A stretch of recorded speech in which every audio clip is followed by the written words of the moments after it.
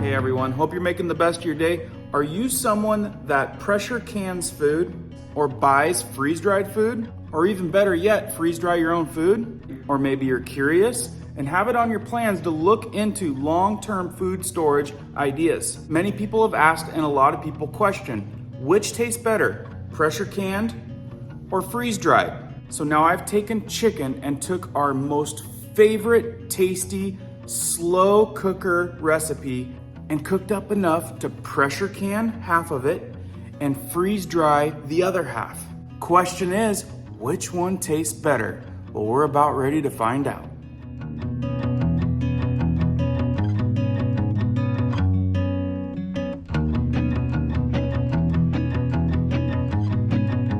Welcome back to our amazing subs. If you're new here and like up-to-date economic updates or weekly how-to videos regarding prepping, emergency preparedness, how-tos, be sure to hit that little notification bell, keep you up to date. Let's get going on this one. Okay, so like I said before, whether you guys are just curious about this, you're already freeze drying or buying freeze-dried foods, or you have a pressure canner and you're pressure canning meat and pressure canning food like crazy, you're stocking up your pantry, or you're prepping for long-term food storage. The awareness is extremely there these days. Prepping, SHTF, long-term food storage, emergency preparedness is on people's mind. Aside from that, curiosity is asking which one tastes better. And towards the end of this video, I'm gonna give you guys a really good tip on how to flavor up your food and make it taste that much better after long-term food storage. Okay, so we've got chicken thighs, seasoned to the best of our ability, slow cooked. It's an amazing dish that we make almost every single month. These chicken thighs we pressure canned. These chicken thighs we freeze dried. I can tell you right now, one of the things that kind of stands out about freeze dried is the nutrition retention and the weight. This weighs a fraction of what this weighs. So straight out of the gate, I tend to go for freeze dried just because I know that I could throw it in a backpack and take off. Backpacking trip or SHTF, whatever it is. This is a very reasonable option to take a lot of food with you. Just a side note, we're gonna boil up some water. We're gonna add the same type of application to both of them in a bowl. Let's get going. You might not have what it takes to kettle up a nice hot thing of water in an emergency situation. And I thought about making our rocket stove up with the bricks and showing you guys this whole process with the rocket stove. It would have been cool, but I want to keep this video shorter. The curiosity is which one tastes better.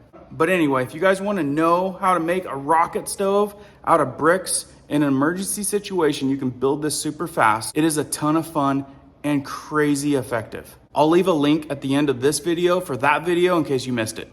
She's whistling. Okay everyone, let's bust into this guy. They've got a really slick pull tab right here. See how it looks?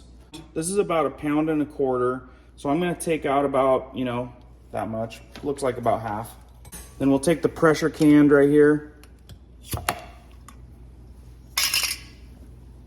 That's how it's looking.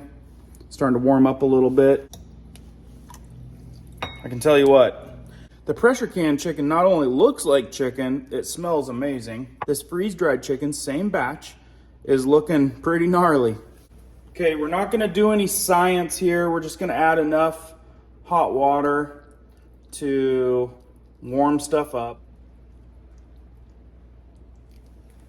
Okay, with this freeze-dried, I'm gonna go ahead and throw a little saran wrap over the top to hold some of that heat in. And you know what? We're gonna go ahead and do the same thing to the pressure can chicken just to level the playing field. Okay, so we're gonna go ahead and give this a good 5 minutes to set up, warm up. While we're waiting, I'll go ahead and add, if you guys have been curious or interested in a freeze dryer, I'll leave a link down in the description below. Highly, highly recommended. Or if you've been interested in a really good pressure canner, this is an All-American model number 921.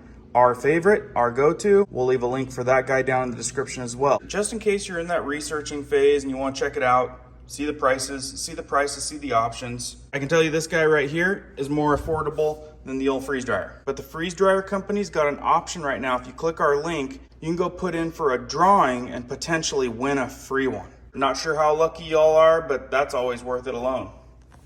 Okay guys, it's been probably 5 or 10 minutes. I'm gonna take this off. We're gonna show you kind of what it looks like. This is looking, well, the top didn't look so crazy good, but now it's starting to look really good. This one we shredded it just before we packaged it so that it would be smaller in size in this bag. So this is the same thing, shredded. And over here, this is looking basically like right out of the crock pot. So let's give this stuff a try and see what the verdict is. Okay, so first up, I'm gonna try the freeze-dried, slow-cooked chicken, see how it tastes.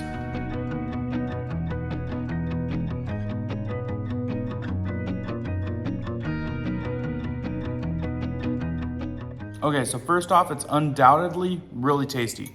Super good. Like I could eat this whole bowl and be on cloud 9.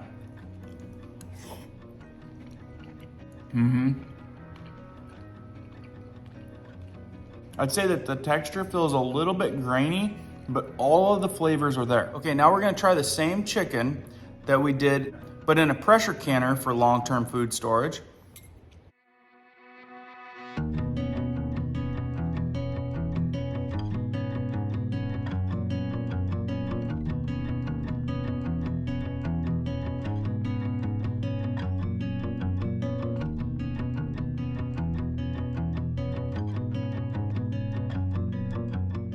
Okay, so I've got an undoubtedly 100% verdict on this. The pressure canned chicken, the texture tastes almost exactly like the texture from slow cooking it and eating it straight out of the slow cooker.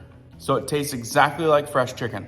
The freeze-dried chicken, although the texture is a little bit grainy, this one has retained almost all of the flavor. It tastes so flavorful. The flavor in the freeze-dried chicken tastes almost 100%. The flavor in the pressure canned tastes about 50%. So now when they say pressure canned meat retains about 40 to 50% of its nutrition, but all of the carbs, all of the fat, all of the protein, and then freeze-dried meat retains all of that same stuff plus almost all of the nutrition, I think I can tell the difference in the taste. The taste in the pressure canned is about 50% below what the taste of the freeze-dried is, which is nearly unbelievable because I would have totally thought that just by the appearance alone looking so much better with the pressure canner, but in fact the freeze-dried chicken tastes way better.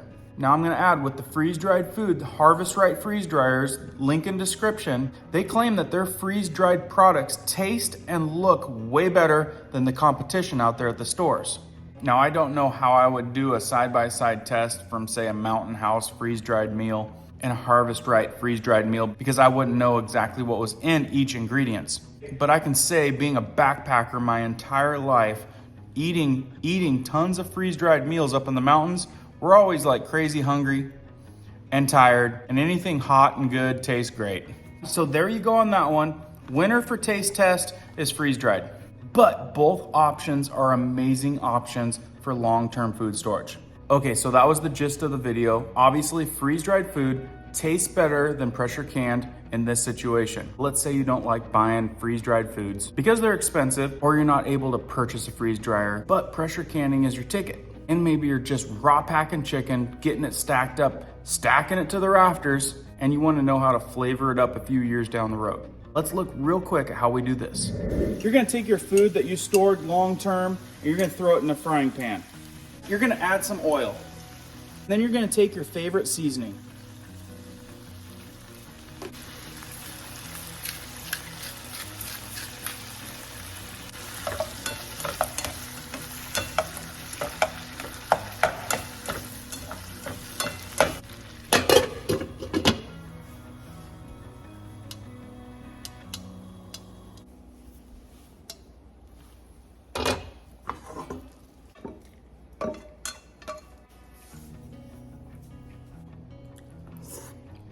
And then you're gonna eat it.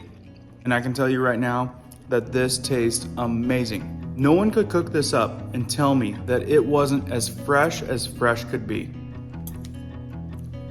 There you guys have it. I hope you learned something. Please leave a comment down in the comments below. Let me know what you think. Let me know what you know. Like and share, and we'll see you guys on the next one.